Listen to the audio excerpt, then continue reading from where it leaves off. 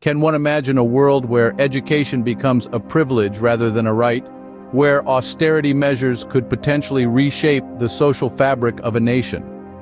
These questions take us to Argentina, where a series of events have unfolded following the election of President Javier Milei.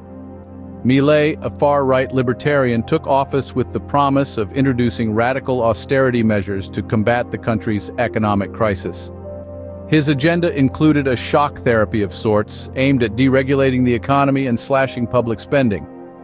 This was a drastic shift from the previous regime, and it was met with resistance from the get-go. Just days into his presidency, Milei announced plans to punish protesters by stripping them of their welfare payments. This move sparked outrage among workers' unions and the opposition Workers' Party, leading to organized protests against the government's austerity measures. Despite the backlash, Milei remained undeterred. He unveiled a sweeping decree to deregulate the economy, intending to eliminate or amend around 300 regulations. This included measures like deregulating the rental market, supermarket supplies, and privatizing state enterprises. The proposed reforms were met with further protests and criticism, with concerns about potential job losses and housing affordability taking center stage.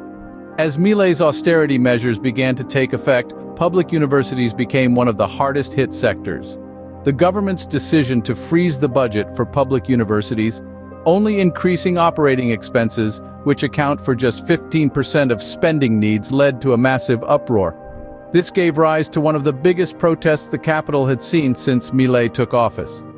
Students, alumni, unions, and political parties united, taking to the streets of Buenos Aires and other cities in Argentina in the hundreds of thousands. They argued that freezing the budget effectively meant cutting spending, especially given that Argentina had, for the third consecutive month, registered the highest rate of inflation in the world. Scene script. Milei defended his austerity measures, claiming they were necessary to solve the country's long-running economic crisis. He further stated that these cuts were already starting to work, citing a budget surplus for the first time since 2008. However, critics argue that these measures are squeezing the poorer members of society in a country where the poverty rate is over 50%. The ongoing situation in Argentina raises important questions about the balance between economic stability and social inequality. As Milei's austerity measures continue to be implemented, the tension between the government and the people rises, leading to an uncertain future for Argentina.